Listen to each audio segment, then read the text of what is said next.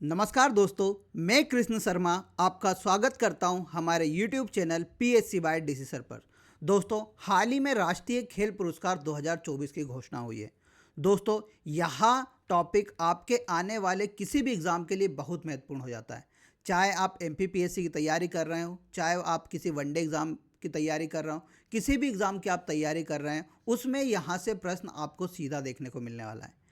इस अवार्ड को मैंने भारत और मध्य प्रदेश के विशेष संदर्भों में तैयार किया है। तो तैयार हो जाइए, आज का हमारा करंट टॉपिक राष्ट्रीय खेल पुरस्कार 2024 के लिए।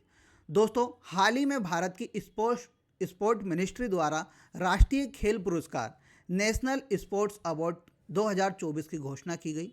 यह अवार्ड आपको याद रखना है, 17 जनवरी 2024 को राष्ट्रपति द्रौपदी मुर्मू द्वारा प्रदान किए जाएंगे।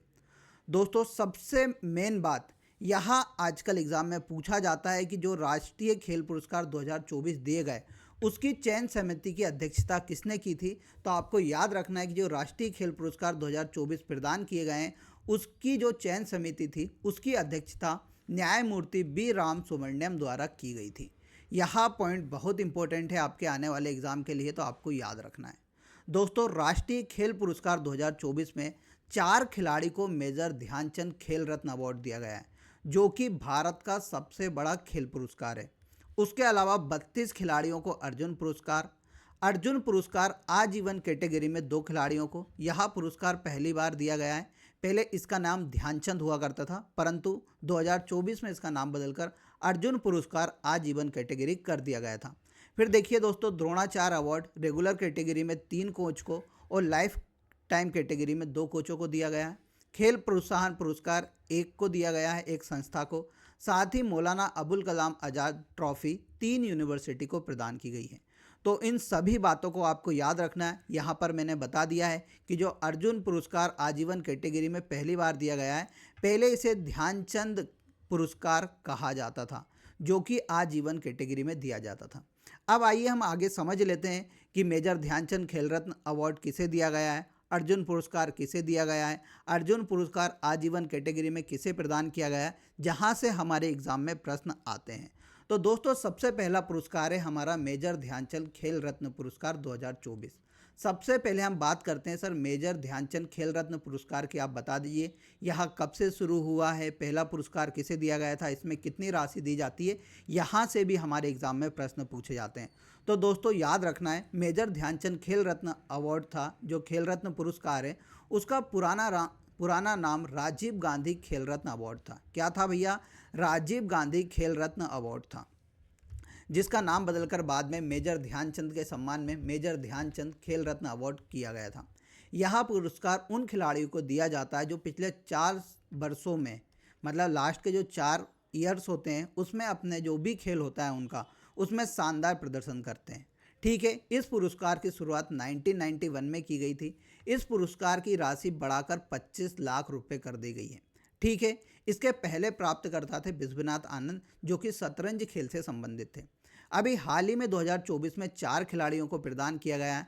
एक है डी गुकेश, जिसको गुकेश डी लिख रखा है, डी गुकेश भी आप बोल सकते हो, जो कि शतरंज खेल से संबंधित है। यह हाल ही में दुनिया के सबसे युवा चैंपियन बने शतरंज खेल में। आप सभी को याद रखना है, डी गुकेश को मेजर ध्यानचंद खेल रत्न अवार्ड दिया गया है। और किस खेल से संबंधित है? शतरंज खेल से संबंधित है। ये प्रश्न आपके एग्जाम में पूछे जाएंगे कि निम्न में से किसे मेजर खेल रत्न पुरस्कार नहीं दिया गया है, या हरमनप्रीत सिंह को मेजर ध्यानचंद खेल रत्न अवार्ड 2024 प्रदान किया गया, वह किस खेल से संबंधित है।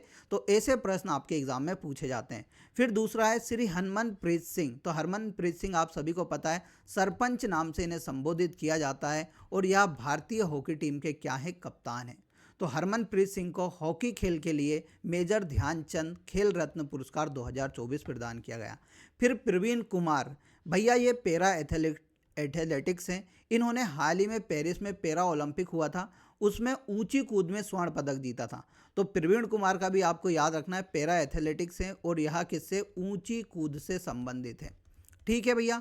फिर देखो अगले पे हम आते हैं। तो अगला है मनु भाकर। आप सभी को पता है, एक ओलंपिक में 2 पदक जीतने वाली पहली भारतीय महिला है, और शूटिंग में पुरस्कार जीतने वाली भी पहली भारतीय महिला है। तो इनका संबंध किस खेल से? निशानेबाजी से। तो पेरिस ओलंपिक में इन्होंने 2 पदक जीते थे, एक सिंगल कैटेगरी में और एक डबल कैटेगरी में। तो मनु भाकर को भी आपको याद रखना है, चर्चाओं में रही थी इस बार, तो मनु भाकर को भैया देखो मेजर ध्यानचंद खेल रत्न पुरस्कार दे दिया गया।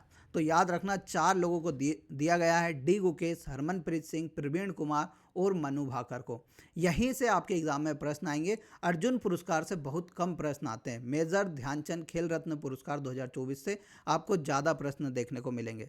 और 2023 में किसे दिया गया था? तो आप सभी को पता है कि बैडमिंटन खिलाड़ी सात्विक साईराज और चिराग शेट्टी। किसे? सात्विक साईराज और चिराग शेट्टी को दिया गया था। ठीक है, ये भी याद रख लेना। दोनों किस खेल से संबंधित हैं? तो दोनों सर हमें याद है बैडमिंटन खेल से संबंधित है। याद रखना इन पुराने 2023 वालों का भी नाम और 2024 वालों का भी नाम। अब आ जाओ भैया, मैं आपको बता देता हूँ कि MPPSC 2025 के लिए MPGK की टारगेट सीरीज चल रही है, उसे देखना बिल्कुल ना भूलें। अब देखो आगे हम अर्जुन पुरस्कार की बात करते हैं। तो अर्जुन पुरस्कार मेनली जूनियर खिलाड़ियों को प्रदान किया जाता है, यानी कि जो सबसे बड़ा पुरस्कार खेल रत्न, उससे छोटा पुरस्कार कौन सा? अर्जुन पुरस्कार। यहाँ भी पुरस्कार जो 4 वर्षों से अच्छा प्रदर्शन कर रहे हैं उन्हीं खिलाड़ियों को प्रदान किया जाता है। जूनियर तो नहीं बोलूँगा मैं, परंतु ये समझ लो कि मेजर ध्यानचंद खेल रत्न जो अवार्ड है उससे छोटा अवार्ड हमारा कौन सा है? अर्जुन पुरस्कार है। इसकी शुरुआत 1961 में की गई थी और इसके तहत 15 लाख रुपए की राशि दी जाती है, आपको याद रखना है। अब देखो 2024 में 32 खिलाड़ियों को प्रदान किया गया है। 32 खिलाड़ियों की मैंने आपको क्या दे दी है? लिस्ट दे दी है, परंतु मैं कुछ इंपॉर्टेंट नाम आपको बता रहा हूँ, उनका नाम आपको जरूर याद रखना है। सबसे पहले ज्योति यारा जी का नाम आपको याद रखना है। इनका संबंध किससे? एथलेटिक्स खेल से। फिर देखो उसके बाद आप याद रखिएगा सलीमा टेटे, यह बहुत प्रसिद्ध भारत की हॉकी खिलाड़ी हैं, तो इन्हें दिया गया हॉकी में।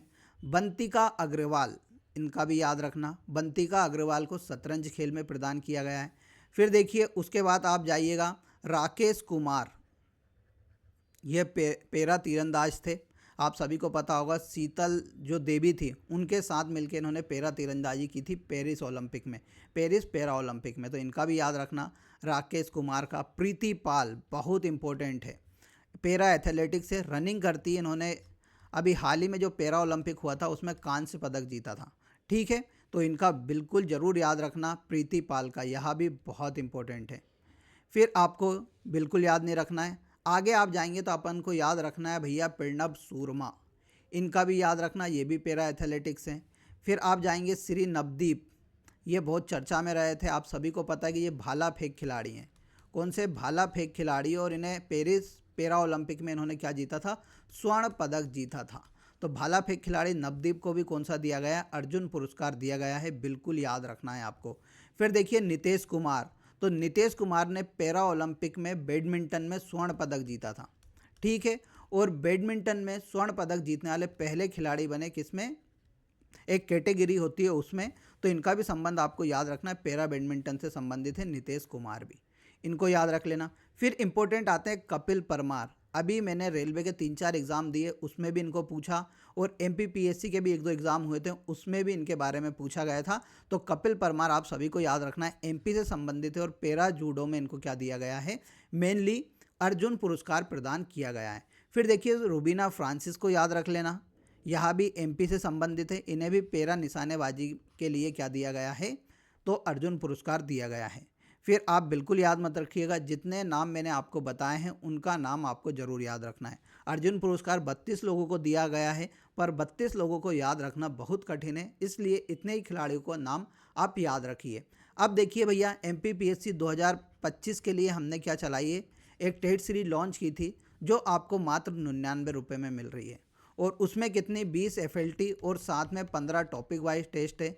इस टेस्ट सीरीज को ज्वाइन करने के लिए आप हमारी application PSC by DC sir को डाउनलोड कर लो, या इस नंबर पर कांटेक्ट करके आप किसी भी प्रकार की जानकारी प्राप्त कर सकते हैं। दोस्तों 35 रुपये है, 99 रुपये मात्र इसकी प्राइस है, 35 टेस्ट है, और सैंडविच आता है 2 लोगों का। कभी एक दिन सैंडविच नहीं खाओगे और इस कोर्स को खरीद लोगे, इस टेस्ट सीरीज को, तो मैं यकीन आपको दिलाना चाहूँगा कि जो भी आपका अभी MPPSC प्रीलिम्स होने वाला है उसकी प्रैक्टिस भी आपकी बहुत अच्छी हो जाएगी, साथ में आपको बहुत सारे प्रश्न वैसे के वैसे आपके एग्ज़ाम में देखने को मिलने वाले हैं। यह उसका शेड्यूल है। आपका हाल ही में टेस्ट नंबर 13 होने वाला है 4 तारीख के दिन, भारत का संविधान। तो टेस्ट देने के लिए ज़रूर हमारी एप्लीकेशन को डाउनलोड करो और टेस्ट सीरीज को ज्वाइन कर लो भैया।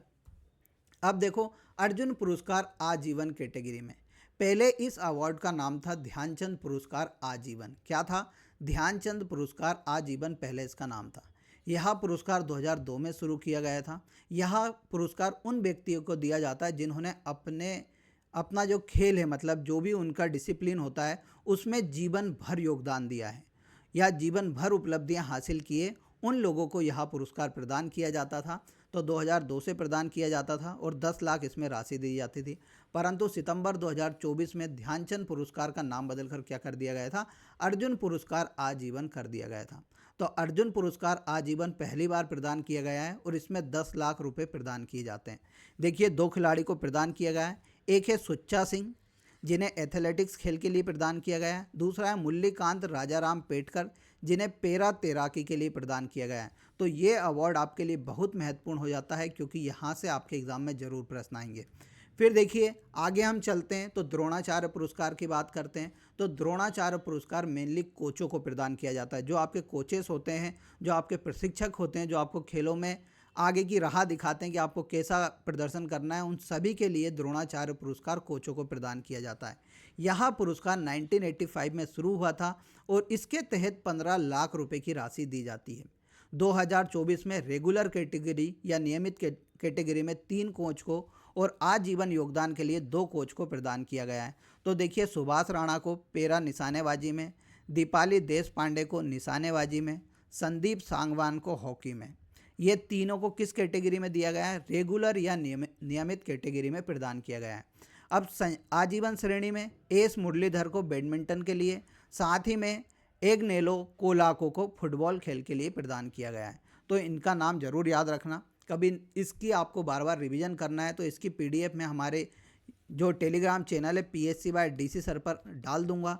इस चैनल को आप सब्सक्राइब कर लीजिए और इस चैनल पर जाकर आपको क्या मिलेगा? टेलीग्राम पे इसकी PDF प्रोवाइड हो जाएगी।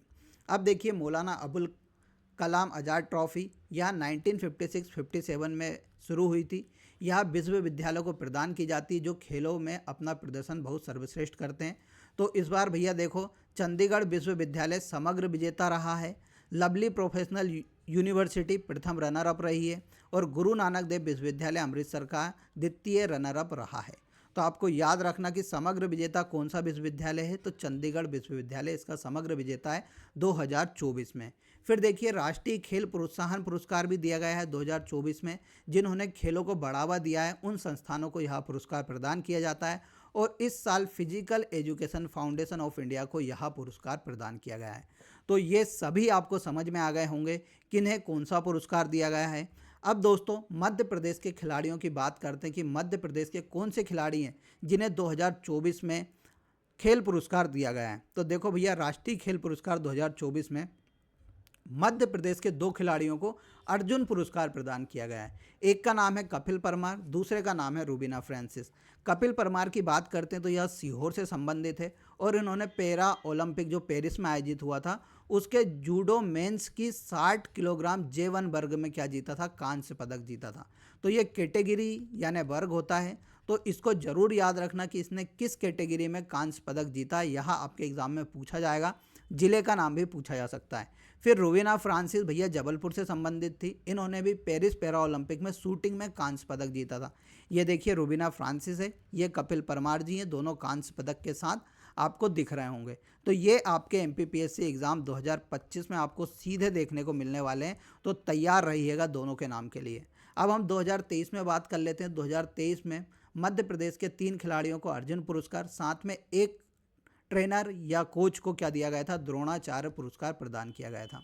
तो देखो, शूटिंग खिलाड़ी ऐश्वर्य प्रताप सिंह जी तोमर, जो कि आप सभी को पता है खरगोन जिले से संबंधित थे, इन्हें अर्जुन पुरस्कार दिया गया था। प्राची यादव, जो कि केनाइन खेल से संबंधित है, इन्हें अर्जुन पुरस्कार दिया गया था।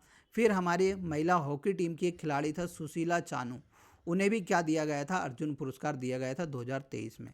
और द्रोणाचार्य पुरस्कार हॉकी के एक ट्रेनर थे या कोच थे, उनका नाम था शिवेंद्र सिंह, उन्हें प्रदान किया गया था। तो 2023 के भी आपको समझ में आ गए होंगे किसी को दिया गया, और 2024 के भी मैंने आपको बता दिया। दोस्तों, MPPSC 2025 के लिए हमारा लाइव बैच चल रहा है। आप इसे ज़्यादा से ज़्यादा लोग ज्वाइन कीजिए। वर्तमान में इसकी फ़ीस मात्र 99 है। उसमें 80% सिलेबस आपका कंप्लीट हो चुका है। कुछ 2-1 यूनिट बची हुई हैं, वहाँ भी 15 जनवरी तक कंप्लीट हो जाएगी। तो आपको पूरा कोर्स रिकॉर्डेड फॉर्म में मिलने वाला है। आपको कुछ भी परेशानी आती है तो आप हमारे पास कॉल लगा के उन सभी की जो भी डाउट हो उन सभी को क्लियर कर सकते हैं। तो दोस्तों, इस कोर्स को भी ज्वाइन करना ना भूलें। तो आपको कैसा लगा आज का लेक्चर यह कमेंट बॉक्स में बताइएगा। और लास्ट में जाते जाते एक आंसर आपको क्वेश्चन ऑफ द डे का देके जाना है कि डी गुकेश जिन्हें हाल ही में खेल रत्न पुरस्कार दिया गया, वह किस खेल से संबंधित है? इसका आंसर आपको कमेंट बॉक्स में देना है। ऐसे ही हम डेली मिलते रहेंगे करंट टॉपिक के साथ। जब तक के लिए जय हिंद, जय भारत।